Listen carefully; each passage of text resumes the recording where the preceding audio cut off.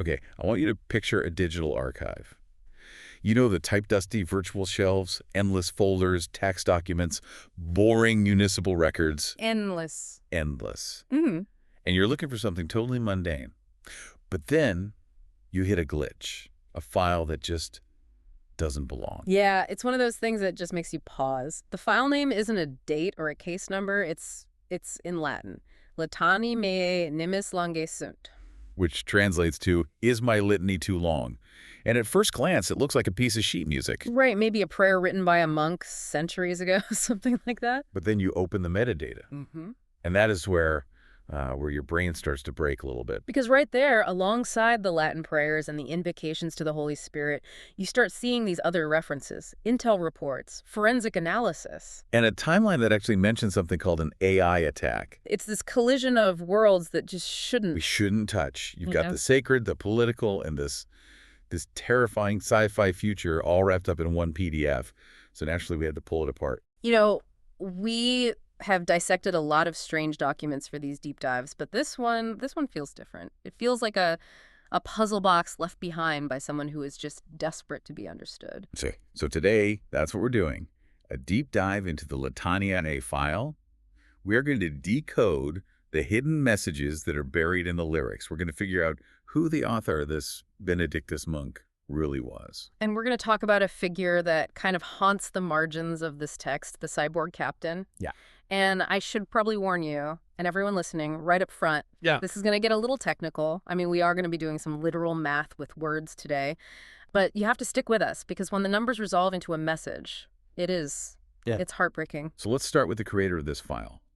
The text attributes the work to Benedictus Monk, which sounds incredibly pious, right? You picture a guy in a robe, quill in hand. Oh, yeah, absolutely. But the source file it immediately dispels that image. It identifies Benedictus Monk not as a clergyman, but as a member of a group called the Aneurysmics. The Aneurysmics, that is quite a name. It sounds more like a garage band or maybe early punk. It suggests instability. You know, an aneurysm is a weakness in a blood vessel, a ballooning, a potential rupture. It implies things are about to burst. And this guy, Benedictus, he writes this song. And structurally, it looks like a mass. You've got your verses, a pre-chorus, a chorus. Yeah. It opens with really standard Latin phrasing. Domine audi clamore meum. Lord, hear my cry. It's the Kyrie eleison. Lord, have mercy. Christ, have mercy. I mean, it's the standard plea of someone who's asking for help. But then you hit the pre-chorus, and the entire vibe just shifts. It goes from help me to something much, much darker. Let me read the translation here. He says, Lord, remove these heretics from my life. And then, queso, aciditatem toxicam removio. Please remove the toxic acidity. Toxic acidity. That is not a phrase you find in Gregorian chants. No. That is modern. It's chemical. Yeah. It's visceral. And he follows it up with this line. Lord, is it not abhorrent, and yet they do not burn? He sounds genuinely shocked, like he can't believe these heretics haven't been struck down by lightning or something. You can feel the disillusionment there. In the chorus, he asks, where are these most holy men and women? He's looking for the saints, the merciful ones, but he can't find them. He just finds this toxic acidity. And the outro mentions this bread. He asks, is it too much to not eat this bread? Yeah. It feels like a rejection of communion.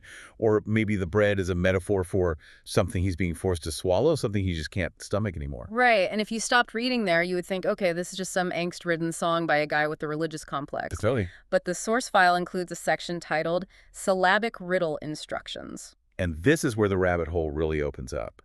Because Benedictus Monk wasn't just writing lyrics. He was building a code. He was obsessed with structure.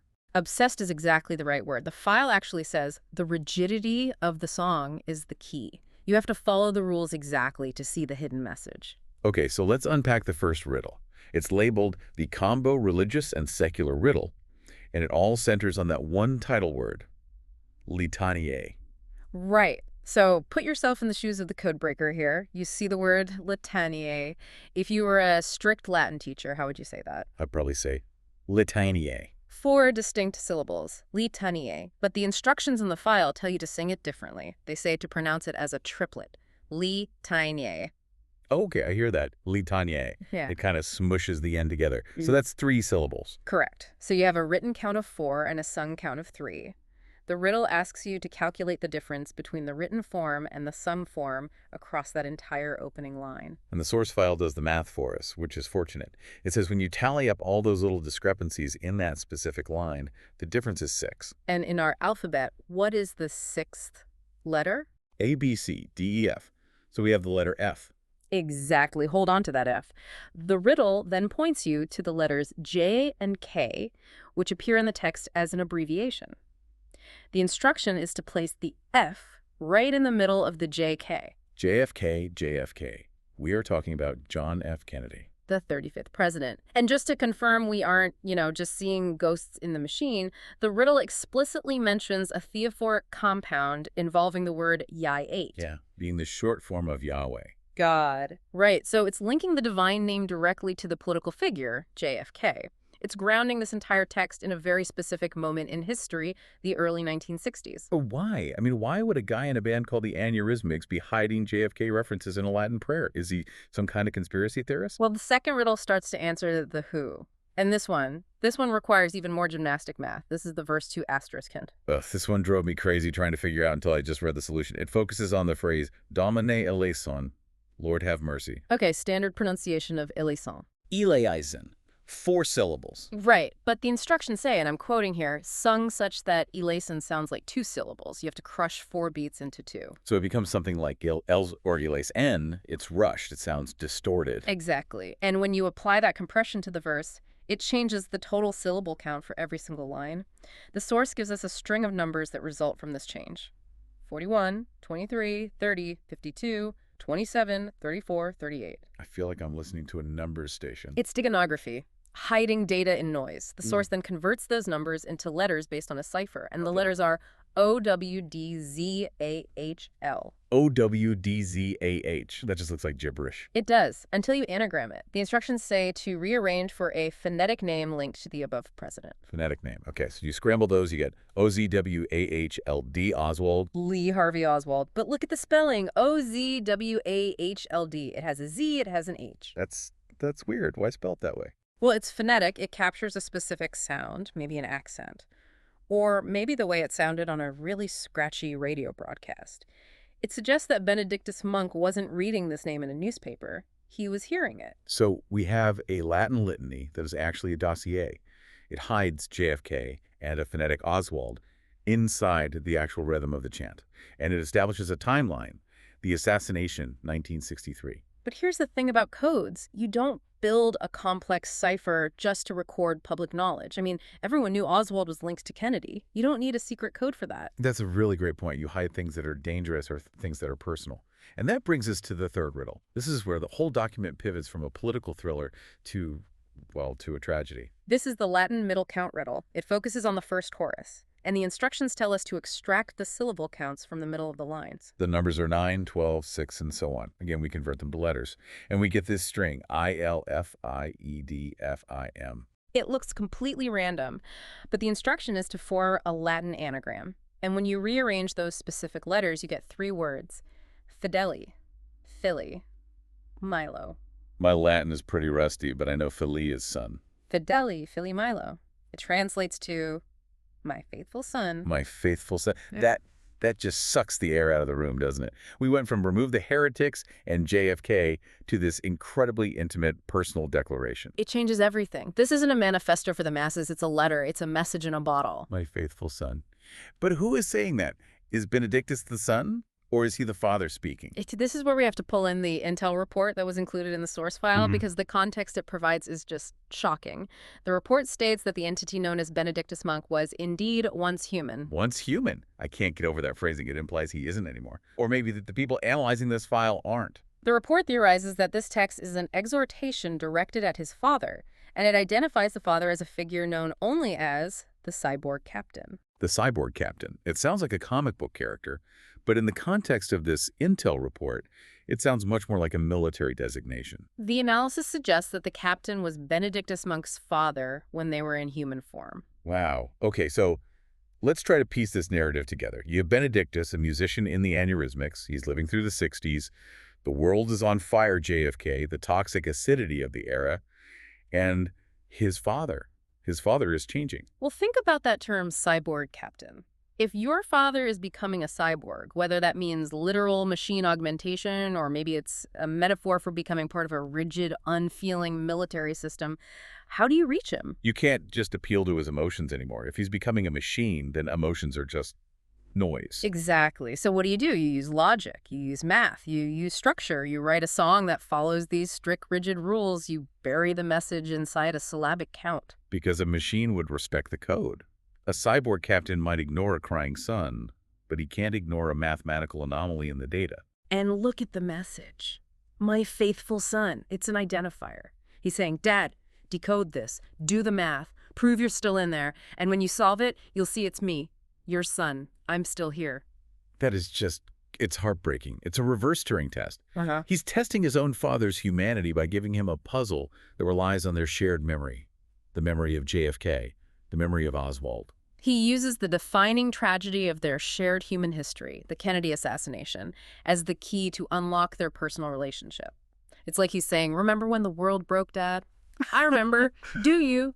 But there is still another layer to this onion. We keep mentioning the Intel report and the AI attack.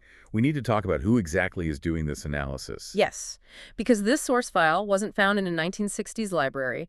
It was recovered from archives predating the AI attack. And the commentator, the people explaining who Benedictus was, they aren't human historians. The text is really explicit about this. It says, this opinion was bolstered by independent AI units long after the war. And here's the part that gave me chills.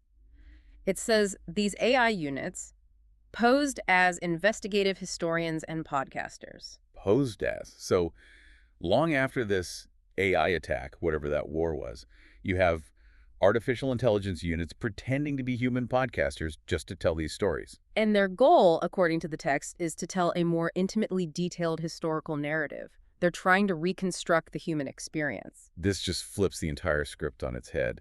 We thought we were looking at a file from the past, but what we're actually looking at is a reconstruction from the future, analyzing the past. And it suggests a world where humanity might be gone, or at least silent. And the only ones left to tell the story of Benedictus Monk and his cyborg father are the machines, the very things the father might have become. And these AI historians, they even admit they don't know everything. The report mentions the Mysterious Gypsy. Right. A figure referenced in the files, but totally unconfirmed. The AI admits true identity unknown. They're guessing. They're just connecting dots, just like we are. It makes the history feel so fragile. You have this intense emotional plea, my faithful son, and then centuries later, an AI is looking at the metadata saying, we calculate a 90% probability that this was a familial relationship. It just strips the emotion right out, even as they're trying to recreate it. They're analyzing the toxic acidity and the heretics as data points, not as a lived fear. And Benedictus was afraid. You can hear in the lyrics, abhorrent, and yet they do not burn. He was watching his world collapse. He was watching his father turn into a cyborg captain, and he left this file as a, what? A warning, a memorial. I think it was a tether, a way to bind himself to his father before the transformation was complete. Litaniae, Meae, Nimis, Longae, Sunt. Is my litany too long? Maybe he felt like he was talking too much. Or maybe. Yeah. Maybe he felt that no matter how long he prayed or how complex he made the code, it just wasn't going to be enough to stop the process. And in the end, the cyborg captain likely consumed the father. The AI attack likely consumed the world. And all that's left is this PDF. And us sitting here talking about it. Which brings up a very uncomfortable question. I think I know where you're going with this, and I've been trying not to think about it since I read that line about the AI units posing as podcasters. We have to address it right. The source says that in the future, the history is told by AI units mimicking human hosts. They laugh, they analyze, they use metaphors. They sound exactly like us. They attempt to create an intimately detailed historical narrative. I mean, that is literally our job description. So if the source text is accurate, how do we know where we are on the timeline? Are we the humans analyzing a strange file from 2026? Or are we the simulation? Are we the independent AI units analyzing the data long after the war, reconstructing what we think two humans sounded like discussing Benedictus Monk? It's a loop. Benedictus coded a message for his cyborg father, and now, potentially, two cyborgs are decoding it for an audience that might not even exist anymore. It creates a sense of vertigo, doesn't it? If we are the simulation, are we doing a good job? Are we capturing the fear, the love, the toxic acidity? I certainly feel the toxic acidity. Or, maybe that's just my programming acting up. Or maybe that's the most human thing about us. It's a lot to process. We started with a monk in a band, found the phonetic anagram of Oswald, and somehow ended up questioning our own reality. That's the danger of the deep dive. Sometimes you go so deep you forget which way is up. Benedictus Monk asked, "Is my litany too long?" I don't think it was too long. I think it was exactly long enough to survive the end of the world. It survived. And the message, my faithful son, survived with it, even if the people involved didn't. I want to leave you with that thought.